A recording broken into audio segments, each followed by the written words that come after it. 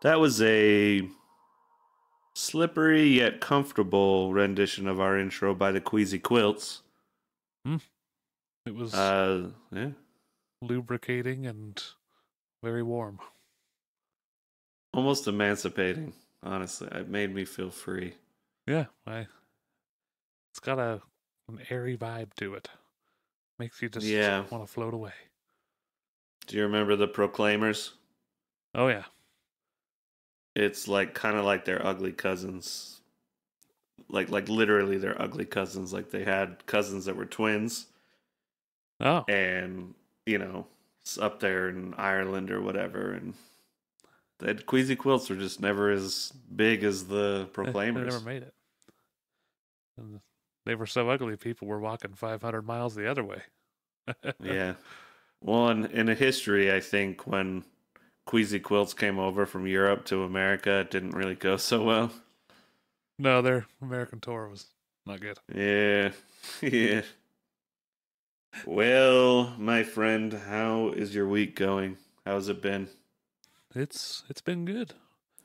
About pretty standard week again. Nothing too special going on, but that's kind of nice these days.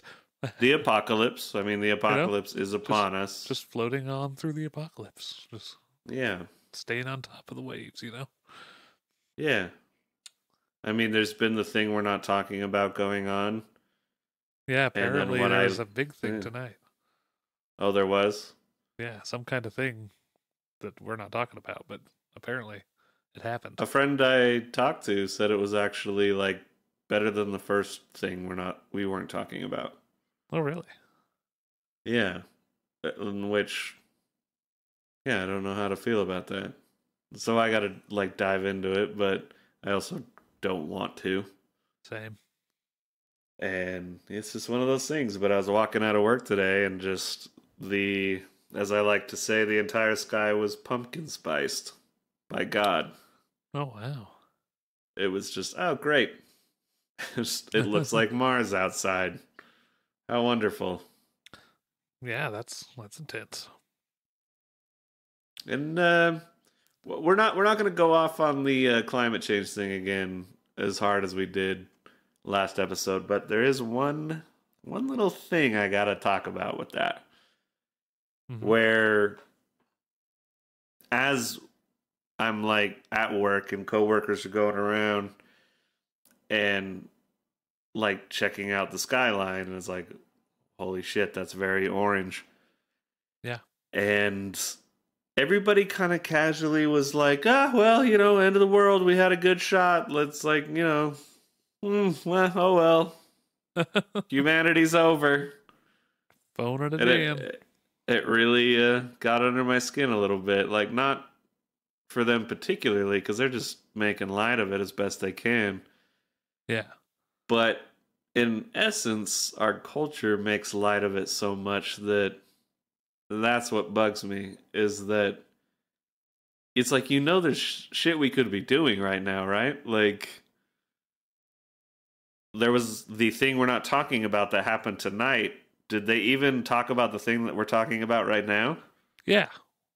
They did? That was one of the discussion points that allegedly was discussed. Okay. It's true.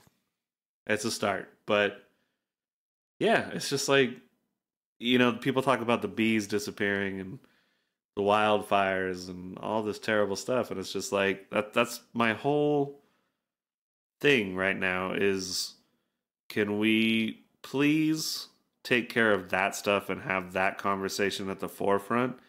And then for hundreds of years, we can continue to debate about abortion and gun rights and this and All that. that. And we can spend decades just continuing to argue about silly little wedge issues. But my main things that freak me out and concern me is climate change and nuclear armament. Yeah. Those are the two things that could end this whole fucked up human story. Yep. And as we said last time, if you do something about climate change and it turns out, it wasn't as bad as people thought, oh no, we have an amazing environment now. Oh, Shucks, darn. clean air, damn. So it's just, I just wish, and I don't want to like put it on any particular generation because I think every generation has their members that just, it's all over, it's the apocalypse, whatever, what's the point, what am I going to do about it? And then people that are like really upset and concerned. And I could be off, it's just a guess, but it's like I feel like 60 to 70% don't give a shit. I'm concerned about my own stuff, and I'm just gonna like do what I do. And I'm lucky if I manage to last 70 years. Okay, go at 60, no big deal. All right. Yeah. And then there's that other like 40 to 30% that is like, what the? Why are we not doing anything about this? Yep. And maybe that's just the human story. Maybe it's always been like that. I kind of wonder that at the whole cheerful nihilism that the internet has brought out. I feel I don't, it's just, is it the internet? Is it is it now that that's happening, or has that been throughout time? Have people always been just, yeah, whatever, we're all gonna die anyways, just keep going? Yeah, it's interesting. It's a debate I would love to have, because it's like when World War II happened, something that felt, I can only imagine, incredibly apocalyptic. That sprung up in artwork and everything. Like, oh, maybe it's just the end of days and it's all over and we should just give up. And it's like, it was like a old 1950s cheerful nihilism. And then it's like we're creeping up on that, like it's almost 100 years ago. And I feel like almost in history you go 100 years and it seems like humanity just has to have this like gigantic sacrificial terrible decade that just like keeps us all in check and reminds us how awful it can be. And then we're like, oh, you know what? Actually, I like this life thing and progress and science and clean hospitals and my kids not dying. That would be great, right? Not bad. Did we just talk about politics? Again, I don't think so, but some people do. That's true. There's probably this one guy who's just hate listening to us by now. These motherfuckers, they said they weren't going to talk about it, and they talk about it every goddamn time. We dance around it. Yes, it's a lovely dance. So with that, I suppose, once again, I'm feeling this way because there's crazy wildfires going on near me. They had to evacuate Estes Park, which, I'll be honest, I don't know exactly where that is on the Colorado map. I'm still learning my Colorado locations since moving here. I needed to be better about that because it's over a year now. I should know my state better, but yeah, it's just, once again, just you have those little moments of those days where it's like the air is kind of fresh and you're like, all right, like, okay, it's starting to get better. It's getting a little cold and that sucks, but the air is going to be nice. And then boom, just orange.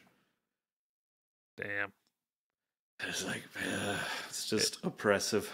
Is the fire getting more contained, or last you said it was about 50%? Is that about where they're keeping it? Well, that was the Cameron Peak fire. Oh, is there a new one? And maybe. Like I haven't done the deep dive enough. I Maybe while I yammer, you could pull it up, but the I feel like there's this one time lapse video I saw of the Cameron Peak fire where it kind of like stayed in this little circle for a while, and it was growing that way. And then there uh-huh. was just one windy day, I think it was last Saturday, and it just pushed it all like south and east. So it like looked like it just created this gigantic raccoon tail of flame in the mountains, like Oh from an man. aerial view. And you're like, all right, so that's part of the same fire. But then as you're looking at it, you notice just little orange dots poking up in different spots that are like a little separate. So you're like, does that count as the same fire? I don't even know anymore, man. Like, Yeah, I apparently wish. Yeah, go ahead. I was gonna say apparently that it's the East Troublesome Fire, I think is Uh the huh. one. It grew 100,000 acres in just today. It just exploded. That's probably, yeah, I think that's what it is. And then that's somewhere near Yep, that's Estes the one. Park. Yep, forces evacuations. It's near the Rocky Mountain National Park. So Yeah. And then people that had to evacuate their homes near Horsetooth had to leave the hotels that they evacuated to make room for people coming from Estes Park. oh wow. And it's just constant. We're still a small show, but I would love to get a climate scientist or like somebody Firefighter. knowledgeable about, yeah, firefighter, climate scientist, and like somebody who just studies wildfires specifically. That can be done. I know several people who actually do that exact thing. So Really, yeah. we should do that. Yeah, living in a ag college town, the College of Natural Resources has quite a few fire scientists. So I'm That sure is I can true. find one. And I think my buddy, that's exactly what he does. All right, let's get that going. We should set it up in like November or December, like when it's cold and hopefully there's no fires going. Yeah. Talk about Then all the we ones that just have be nice happened. and comfy and what we can do to get ready for next year because we all know at this point it's gonna happen again. Oh yeah. It might not be in that particular spot, but it's just the West is on fire And all the time. there's a lot more places that need to burn. It's like, Hmm. man, up Logan Canyon, there's some places that really need it to just go through. It's gonna like like I say when it goes, it's gonna be bad now because it's so built up. Hmm. So, which the Forest Service is up there trying to knock it back a little bit. Or Are they trimming. raking the ground? Yeah, they got the big old rakes, the They better forest be. fire preventing rakes. Yeah, Good. Just like some a European country I'm hearing. they keep All it right, very let's. clean. we're not talking about that thing. Yeah, That that thing. that is the preferred nomenclature.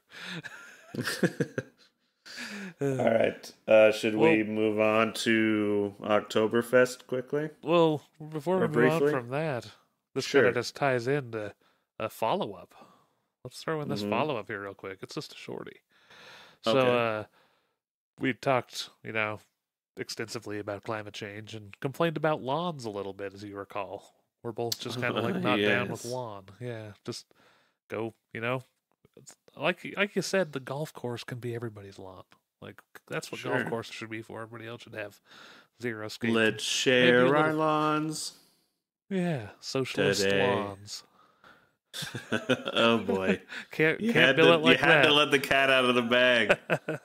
Don't let them know. It's a secret. Yeah.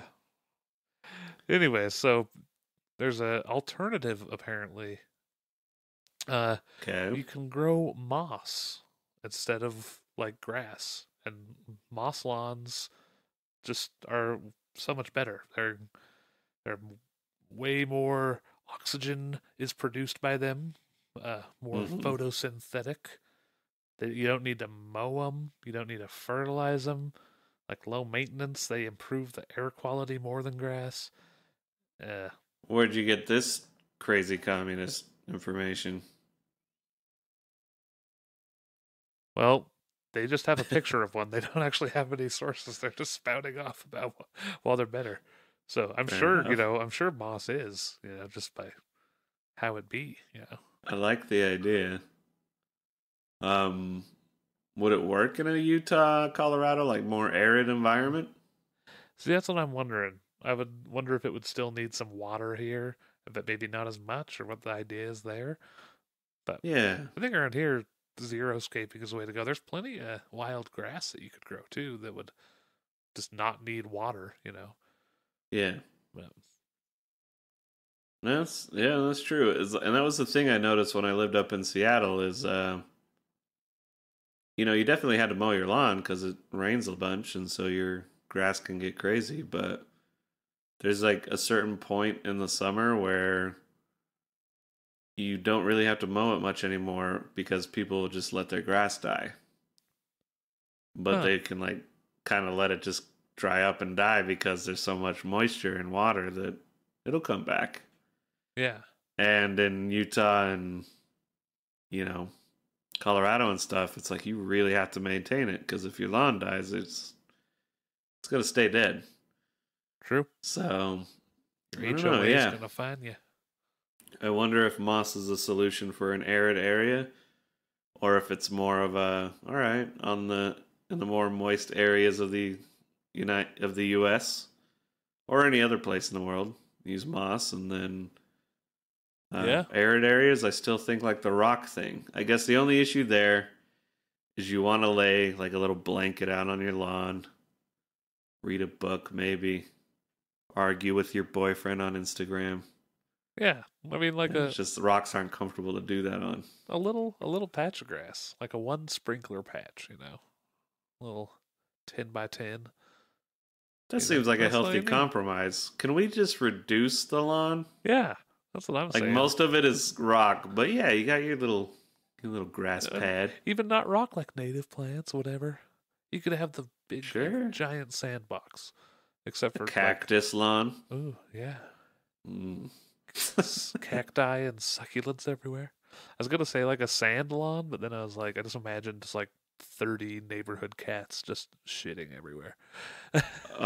What I pictured was 30 like neighborhood kids Also, just like making terrible castles and throwing it into the street and yeah, but neighborhood cats and kids are things that we always have to worry about. They ruin most things. that's true. Well, any other elements to that particular follow up?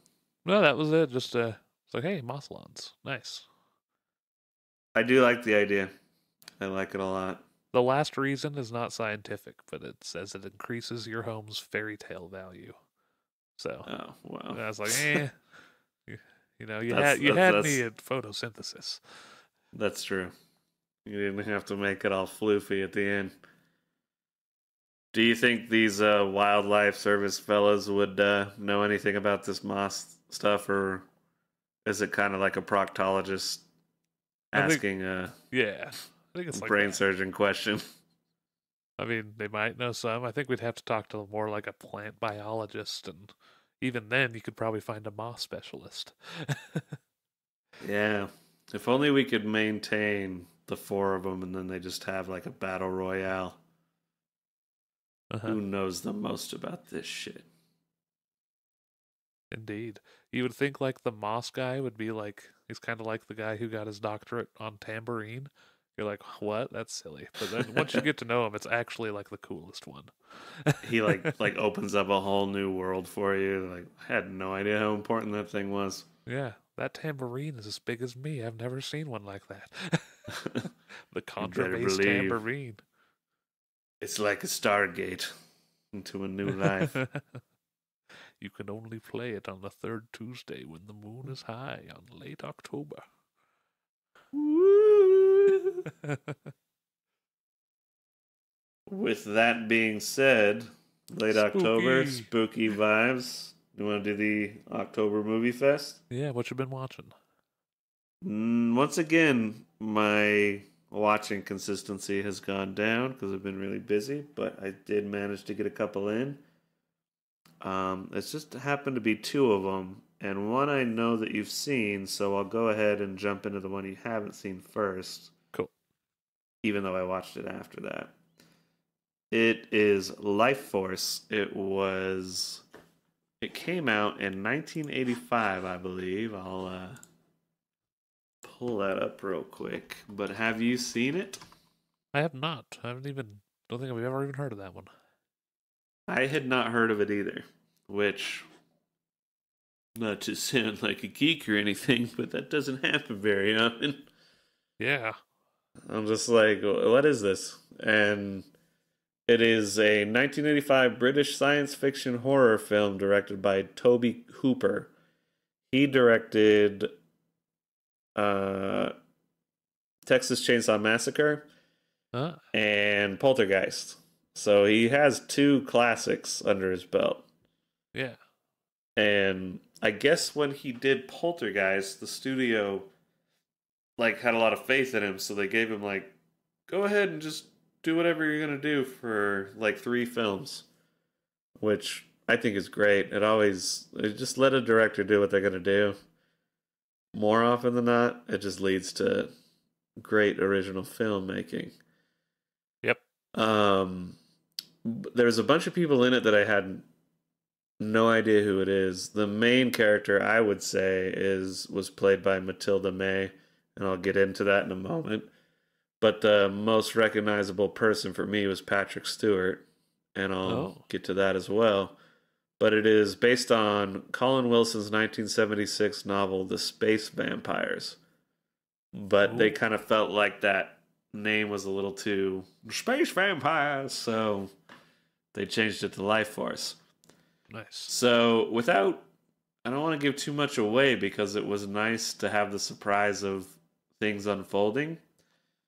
But the general premise is there's a space crew following Halley's Comet as it approaches Earth. And one interesting element of that is Halley's Comet was due to come within view of the Earth a year later in 1986, I guess. Uh-huh. And so they wanted to like, oh, that's where these space vampires come from, is they're in a ship behind Halley's Comet. Oh. And they're like they just follow that rotation and visit Earth, and that's where like vampires came from, which I thought was like a really interesting take, because it's like there's so many vampire movies, but most of them tend to follow the basic beats of vampirism. So to like add this little weird sci-fi element was really cool. Yeah, that's awesome. And then basically the whole movie is Matilda May, who I think is just credited as Space Girl. And she's there's 3 space vampires and she's one of them. And she's just naked most of the film. And Huh. I don't really have a problem with that. it's Nice. It's quite a lovely lady. And what she does is she just, sucks the life force out of people. It's like space vampires. So it's not like biting their neck. It's like, I'm going to suck electricity out of your face. Huh. And she creates a bond with one of the astronauts. And so that astronaut tries to destroy the ship, get in an escape pod, and he thinks he's killed him, but they survive and they come down to Earth anyways. And so this astronaut's like almost like a detective, like trying to find where the vampires go, and he has a connection with the space girl. And the space girl can jump into different people's bodies. So the last spoiler I'm going to give of this film is that the space girl jumps into Patrick Stewart. And we all know Patrick Stewart, Professor Charles Xavier, and Jean-Luc Picard in Star Trek. And he's just looking like young and fresh. And he has a sexy space girl inside of him. And there's this hilarious scene where like the main character, I think it's I could get this wrong, but Colonel Tom Carlson, he has an urge to be with Space Girl. Like, I love her, but like I can't. She's a vampire. And there's this scene where the Space Girl is inside Patrick Stewart, and this Tom Carlson is just trying to avoid making out with Patrick Stewart because the Space Girl is like drawing him in, like, come on, be with me, and he's just like, no, I can't. And he's just like trying to resist making out with Patrick Stewart. And that was the moment where I was like, this is incredible. Yeah. It's just like, I don't care how cheesy this is. This is just, they don't make movies like this anymore. Oh no. That's awesome. And yeah, so I am a gigantic fan of this film. I think anybody should watch it. Unless you know, it was naked space girl walking around the whole film. Maybe it's not for everybody, but that sounds pretty good. But it's like top of my list this year. And I had to watch that though on Stars. I did a free month subscription to that through Amazon because of some other film. Like, that's why I watched Last Action Hero recently, even though it doesn't match the theme of the month. Just had to like sneak a couple movies in, and that's kind of the bummer of all the streaming services these days, man. Is they're all really good at like curating a really particular selection of films. So yeah, you'll like look at Stars and you're like, oh damn, there's like 10 that I don't see anywhere else, and I almost forgot about them, but I love them. Like Kindergarten Cop was on there, and just I'm sorry, I screwed this up. The next movie was on Stars. No, that Life Force is on Amazon. No, just so they're both on Amazon, but one is on the subsidiary. So yeah, yeah. I have that going right now. I got the Stars trial, so I'll have to go. I need to watch the next movie anyways. I want to watch that one again. Well, there you go. So you have it. It's on Stars through Amazon. The next movie you've seen, it's Drag Me to Hell. Mm-hmm. Why don't you go ahead and just tell me your impression of that movie? Oh man, it's been a long time since I watched it, but I just remember being so weirded out because it was like kind of, thriller and jump scares and stuff, but also just wacky and hilarious. And also lots of just liquids like puke and blood and things and just gross stuff. Lots of gross, weird stuff. Yeah. Like that lady appearing and stuff. Yeah, that old lady at the start, nice and creepy. Yeah, it was a good movie. I definitely remember some scenes. Are you familiar with the director's work, Sam Raimi? I don't think I've seen any of his other films. I might beg to differ. He Really? directed the first Spider-Man trilogy, and you saw those, right? Like, or at least one of them. When did they come out? That'd be the ones with Tobey Maguire. Yeah. Okay. Yeah. All right. Then indeed I have. And if you watch those films, there's definitely like he's really great. He has a particular action-packed camera style. So he really brought that to the Spider-Man franchise. I love the first two. Yeah. That third one is atrocious. We could do a whole episode on that sometime. But like he's also the guy who did the Evil Dead movies. So Evil Dead 2, Army of Darkness. Oh, I don't think I've seen those. Really? Ooh. I don't think so. Okay. I'm writing that down right now. Putting on some lists. That's where it lists. Evil Dead Kill. There we go. All right. And well, yeah, man. That's an incredible trilogy. So that's kind of what Drag Me to Hell was his return to kind of funny, kind of scary horror. And you know, some people at the time had gripes about it being PG-13. They're like, ah, this the guy who did Evil Dead is doing a PG-13 like scary movie. I think that whole era of PG-13 horror movies like has been gone for a while now. Yeah.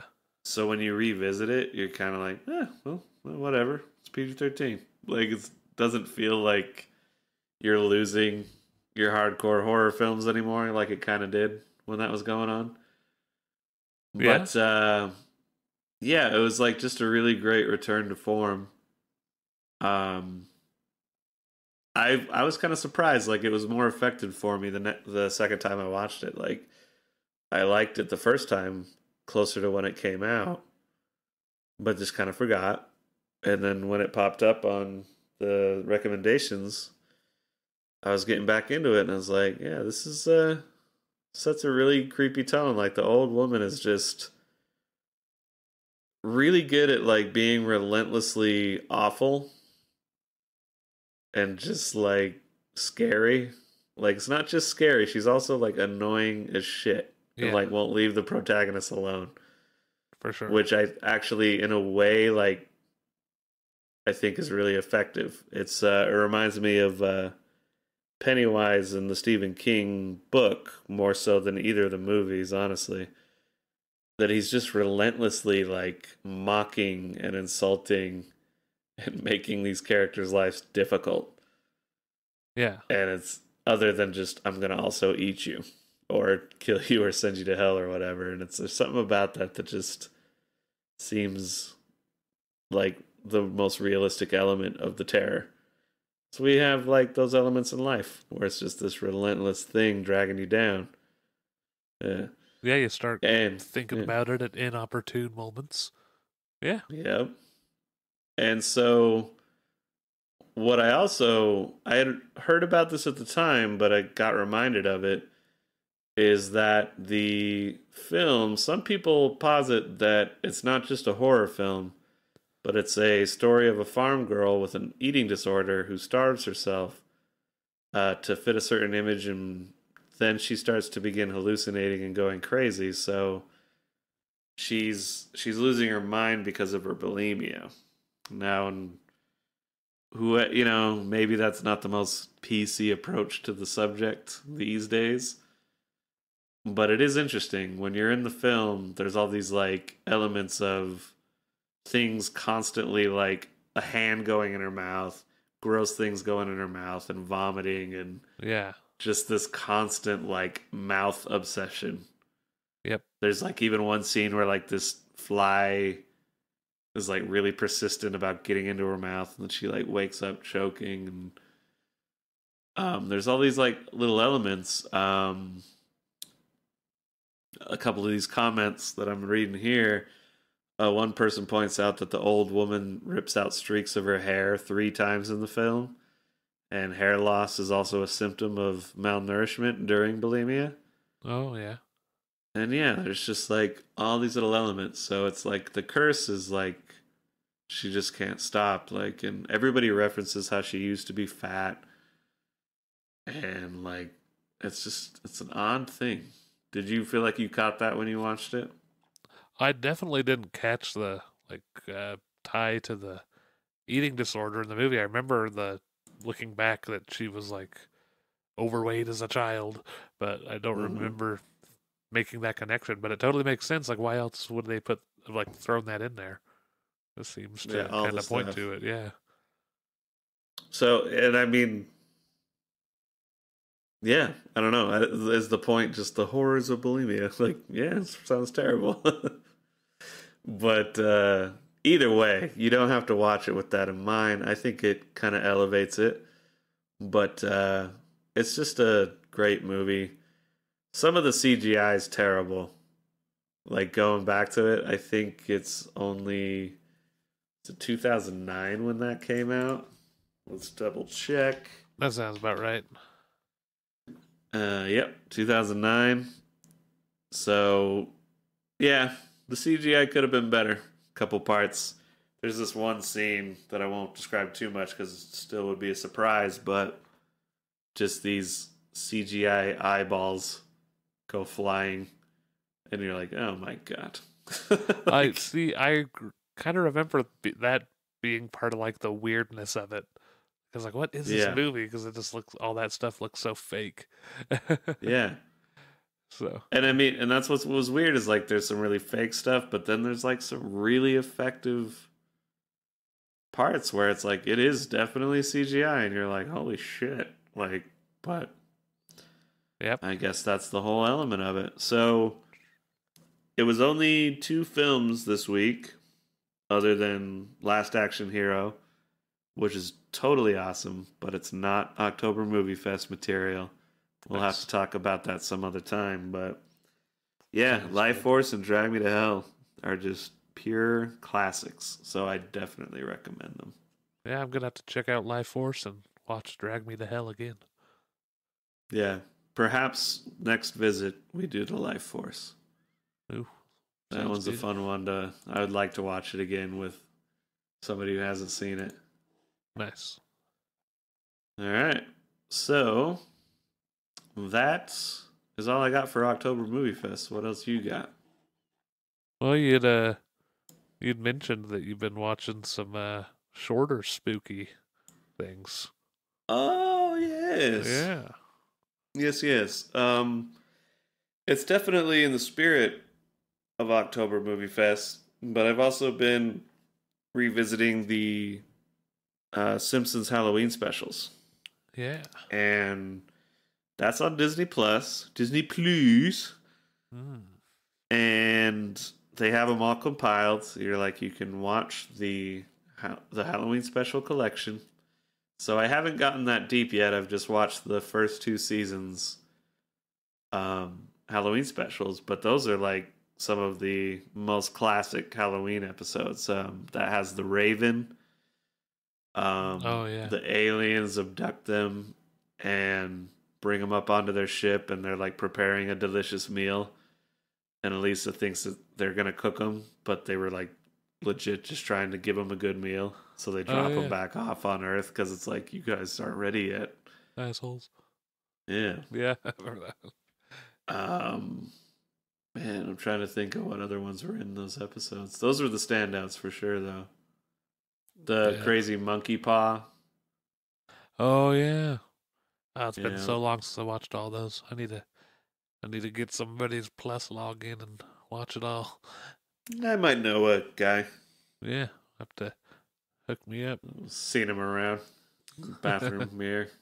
Ah, Um, the I guess that's what it is though. Is they strike that perfect spooky Halloween vibe. Like I think an element to October and Halloween in general is there are scary movies that I don't feel are very Halloween esque, you know? Like, we've talked about it before, but like Silence of the Lambs, a great, creepy, scary movie, but it just doesn't have Halloween vibes. yeah, I don't know. Because it's like serial killer stuff. It's like real. Halloween, you want like witches and vampires and spooky cursed items and all that kind of thing. So, in that essence, the Simpsons Halloween specials pay homage to classic horror, as well as just making their own elements, and it just really fits the vibe. Nice. Um, so yeah, they're great. I recommend everybody does that every year. Let's just revisit those, They do a especially the early seasons. yeah. They've done one every season, haven't they?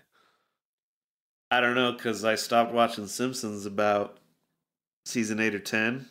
I That's actually why I've been rewatching it slowly, as I'm trying to find where was the moment where this stopped working for me.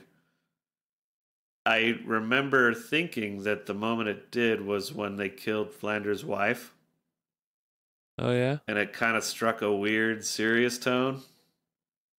And that was like kind of the moment, like Flanders like walks off into the distance, just and his wife's just dead, and it was kind of like sad. I Yeah. was still pretty young, but I was just like, oh, like, huh. And it might be a really good episode in hindsight, but I remember just kind of past that point. They had totally different writers, and I was more into South Park and Family Guy, and you know, at the end of the day, I'm kind of more of a dirtbag. I like R-rated movies and violent stuff and sexual stuff, and Simpsons was a little too tame for me at that point. Which is funny because growing up, like kind of a Utah thing, I would imagine, is a lot of Utah families were not cool with people watching Simpsons. Oh yeah, not allowed. Like, well, you are not allowed to watch that wonderful show.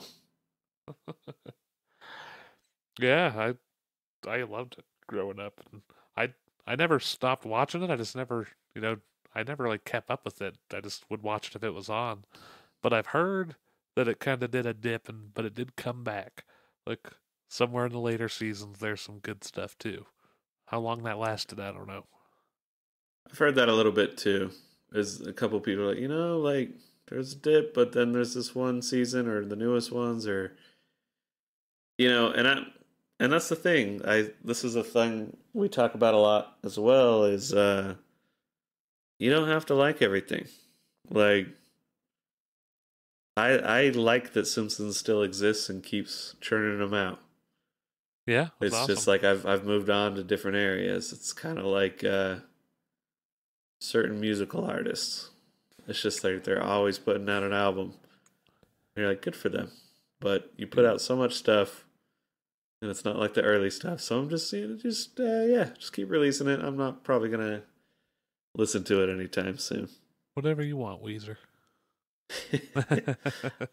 I was kind of thinking King Gizzard and the Lizard Wizard, Ah, or King Lizard and the Gizzard Wizard. Ah, fucking a. King Wizard and the Gizzard Lizard. Wait, Like they're really fun and they're exciting, but they release stuff so constantly that I kind of gave up. I'm like, yeah, there's another one. yeah, There's there's like almost like a detriment to being too prolific, and it's like more power to them. They do great stuff, but if there's like a new album every year, or like sometimes two within 1 year, I think, yeah, like just don't have time to digest it. yeah, there's something to be said for that for sure. I know what you mean, but And yeah, yeah, there's those bands that like to go 3 years, 3 or 4, and you're like, man, I wish they would release something. And then it just seems like right when you're thinking that, they're like, new albums coming out. here you go. I mean, Deftones are great at that. That's my personal opinion. But Yep, they really stretch it until you're thirsty for more. not And it's as like, much as Tool, but yeah. oh, that one was just, that's a whole other thing. That's like Yep. we're old men and these guys are pugnacious pieces of shit that write really great stuff. So just gotta let them do what they're gonna do. Yep. And that was always not to segue, but I think the singer Maynard James Keenan, he got way too much heat for their weight. Like he's like, no, I'm working on Perfect Circle and putting out Pussifer and just waiting on these three guys to be done with their masterpiece. Yeah. And I mean, to be fair, when that album finally dropped, like you're good to definitely have those people that are like, all the same riffs. Tool sounds like Tool. You're Yeah. like, yeah, but Tool sounds like Tool. It's great. Yeah. Like, so me and Shockey, I remember when that album dropped. It's like, man, we've been waiting for this for 13 years, Long time.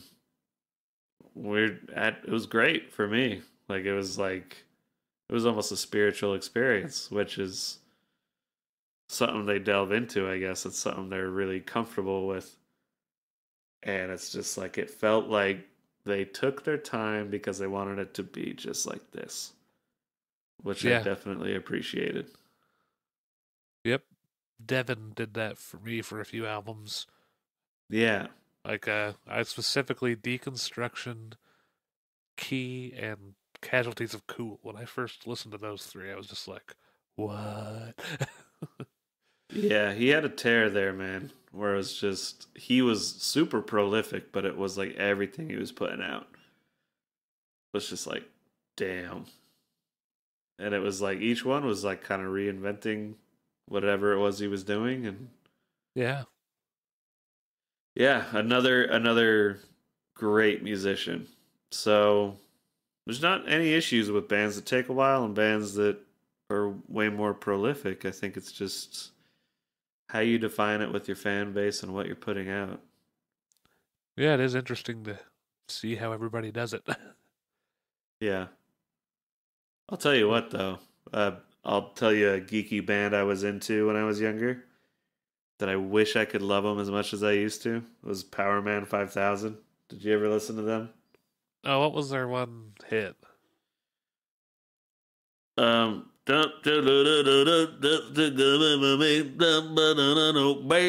baby, oh, you go with me. That's the sound about time. Yeah, yeah, okay. I know It's that like song. kind of like got this like jet like it's great.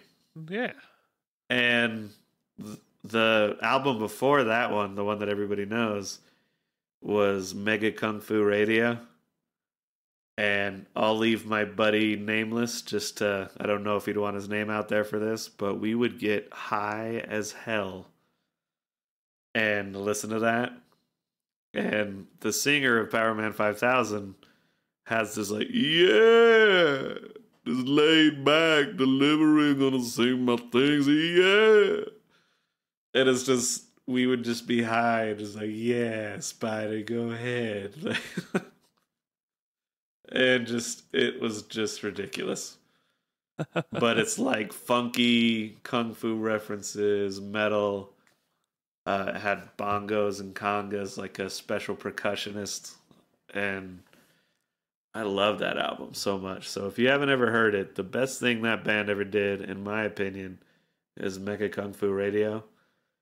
Nice. But then they did Tonight the Stars Revolt, and they did the whole sci-fi space band thing.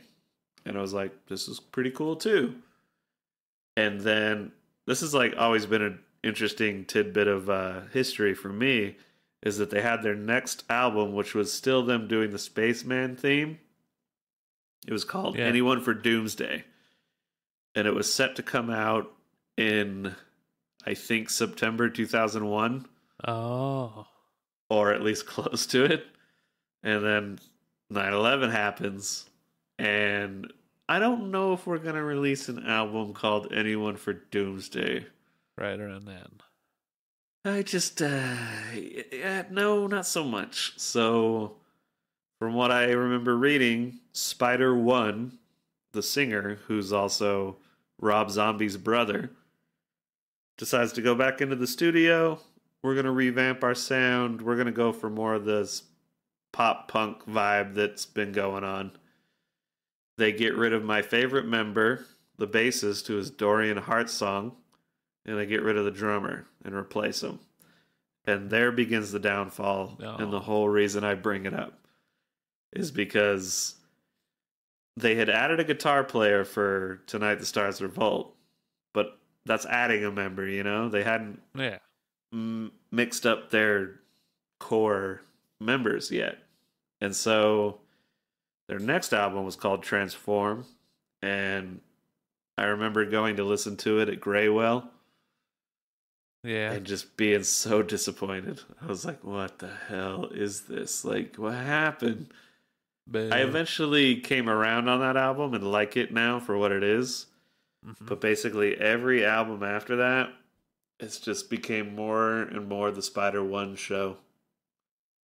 And it's just like, man, I just like, I love that band so much, and it just fell apart. So it's like one of those bands where it's like, can you just not call it Power Man 5000 anymore and just call it Spider One or something? Yeah. And then I can separate them, and this is your little solo project, and I can just keep my precious Power Man 5000 from my youth. Yeah. And so yeah, there's just certain artists that need to stop or like retitle or recontextualize what they are. Don't. Do you have any Don't just artists like that? Don't just try to ride the coattails forever. Yeah. Well, not kind of on that note. Like apparently the original singer of Styx split off from the band, and Uh-huh. he wanted to like tour with that name, but they got a big lawsuit. So Styx is still touring with a new singer, and he can tour and he can call himself like of Styx fame or from the band Styx, but he can't put the voice of Styx. Yeah. That's just kind of funny. Wow. But just like that whole idea, just like I feel like that's what most of the people are doing. They had like a one hit, one big album or something, and they just like keep trying to write it. Like there's a band that played in Logan that like our bass player was in this band that was popular in the '90s. Like they came through on a tour, and it was like cool. Like the bass player from Stained. Like did he play any cool bass lines? I don't remember. Stained had one pretty cool bass line. It went Wait,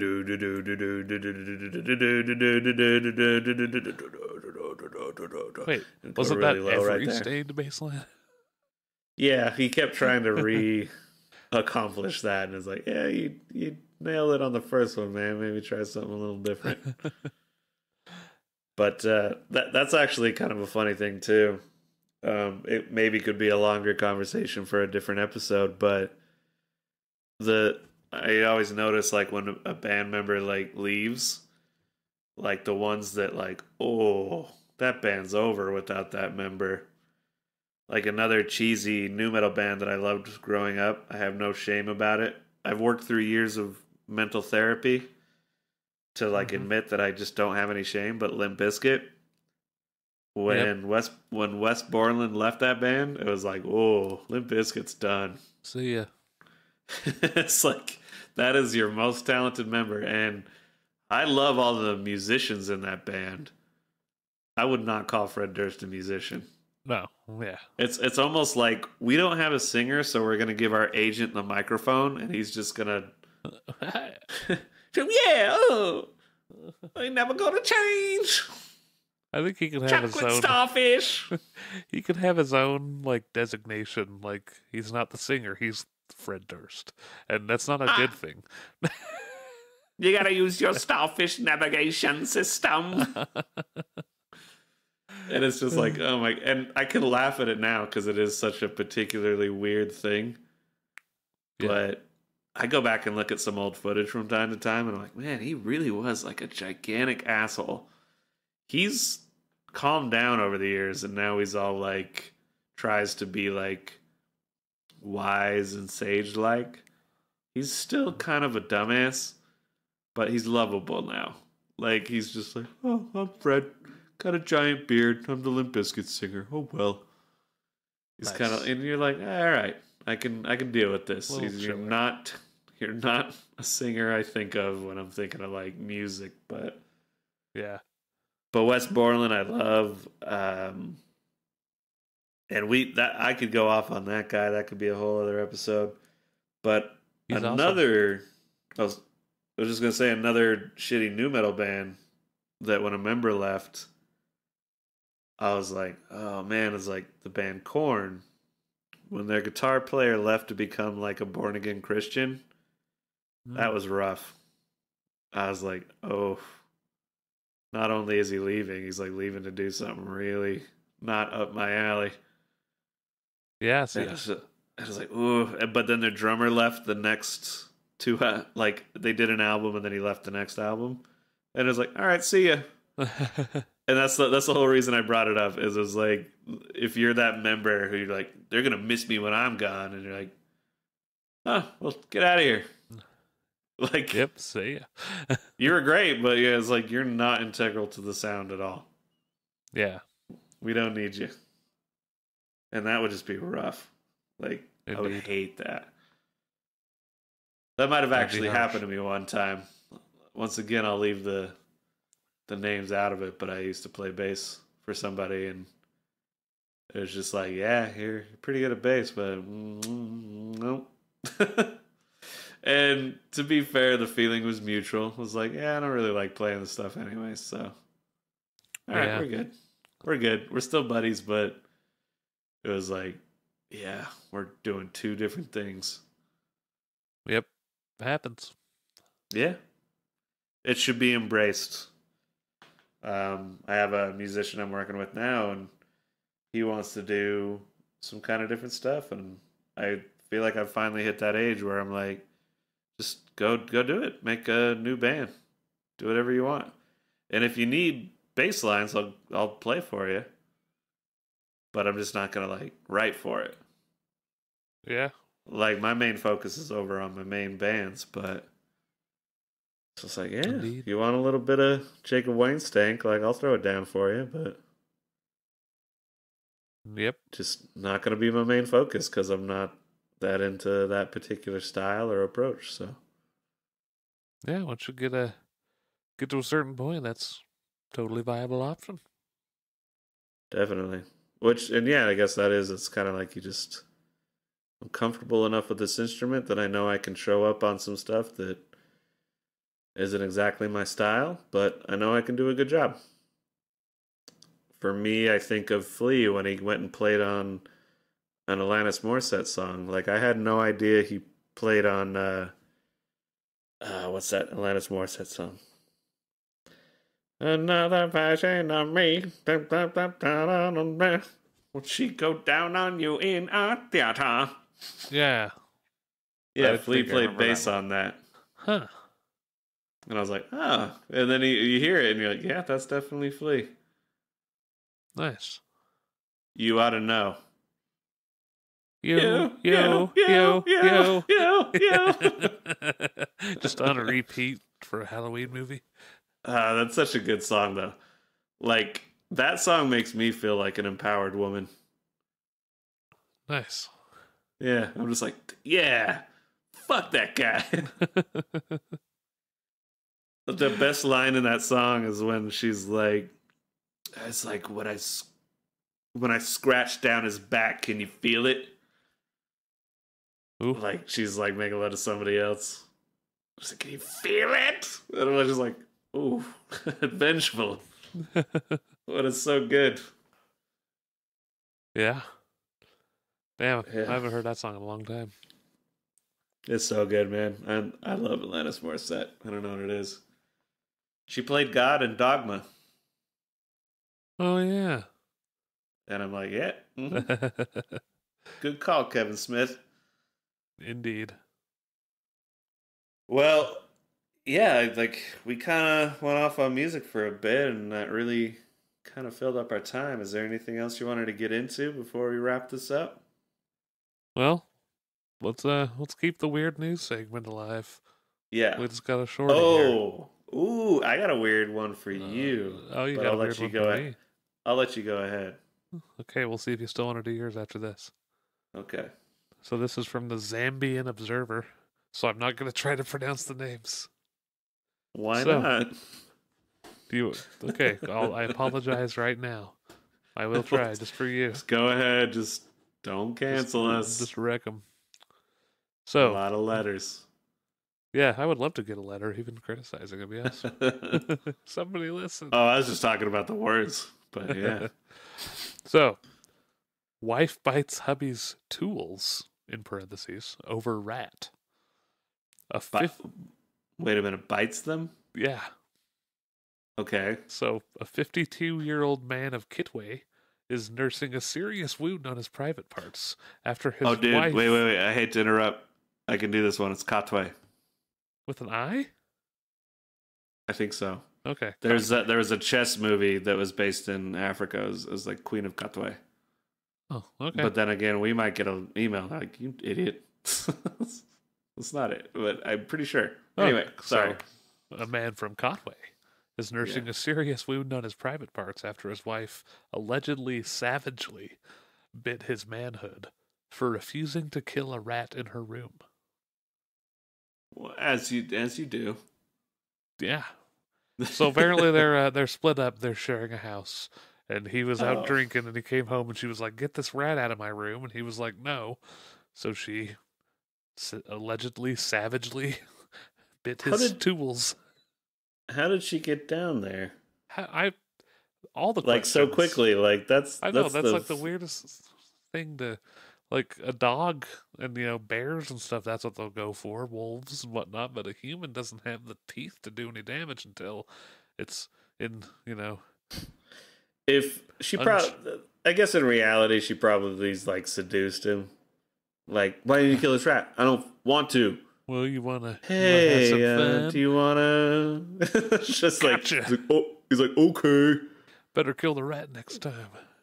but that's still mind blowing because it's like if the if the human male body was the United States, like that area is Washington D.C. Like all defense, all defenses are up Oh yeah. in Any that spot. aggressive movements will be Yeah, swiftly like dealt with. your arm though, like Arizona or whatever. Like who gives a shit?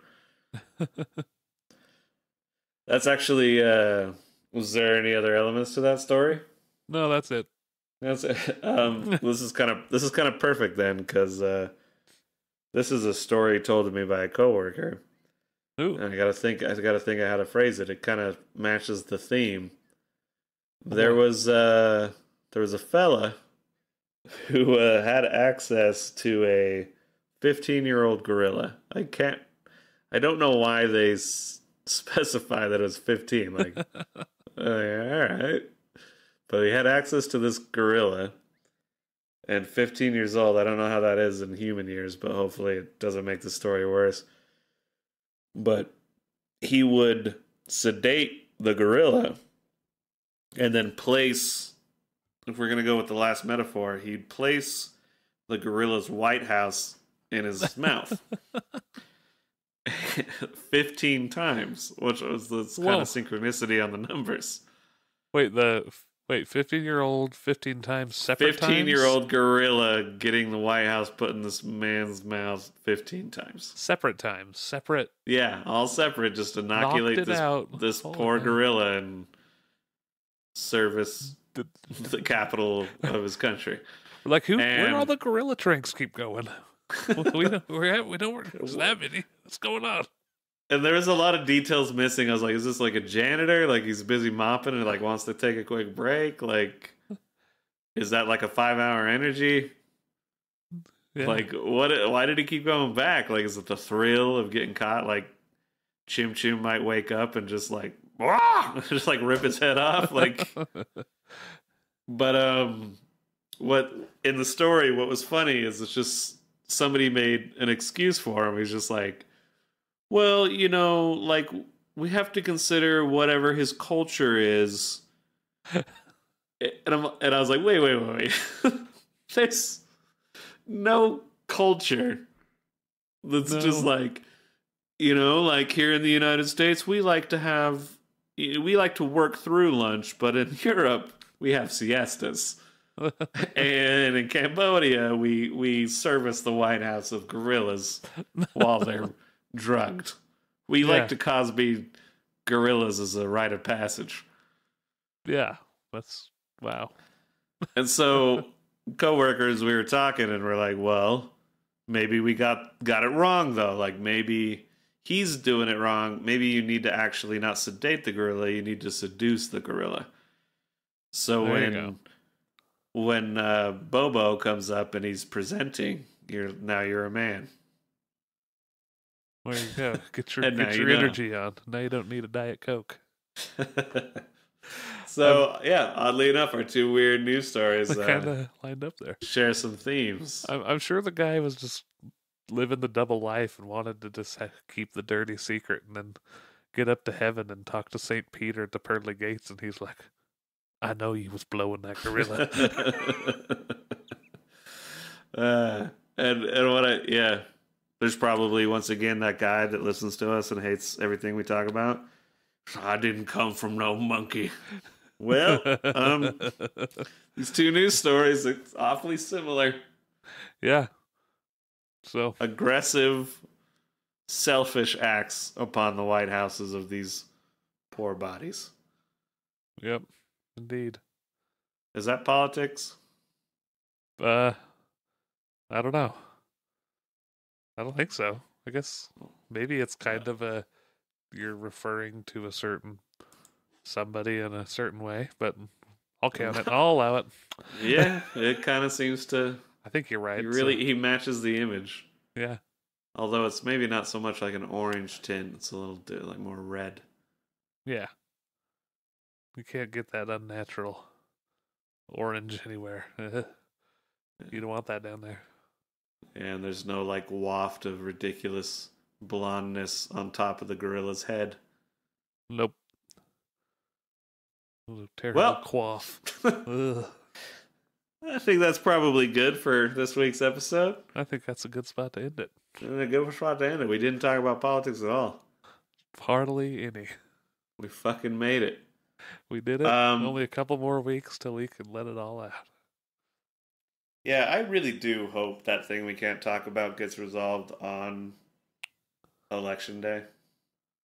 Yep. Like, if we gotta sit around for like a week waiting for him to like figure it out, like, just want it over with. Well, yeah, I hope it's decisive. Yeah. In what way? I don't know. Go out and vote for whoever you want. Like, no, it's clear who I want. At least clear who I want gone. Any functioning adult 2020. Dogs 2020. You can trust them. All right. Well, that was a great episode. Hopefully we have a very special episode coming up for you next week, but that has not been determined yet exactly, so we will just leave it at that. Hopefully next week is a special episode. It will be, but hopefully it's the one that we're talking about. Yeah. Not just another one we have to make up. That's the way to put it. All right, buddy. It's been real, and we'll talk to all y'all later. Thanks, everybody. Bye-bye. Thank you for listening to The Jacob Wayne Show. If you would like to contact us, please write us at fogkoshka@gmail.com. That is FAKOSHKA@gmail.com. You can find us on Spotify, iTunes, and YouTube. Simply search The Jacob Wayne Show and it should pop right up. Make sure you like and subscribe and leave a review and share this podcast with your friends. Please write us. It helps add content to the show and makes the show even better for you, the listener. Thanks for tuning in. Welcome to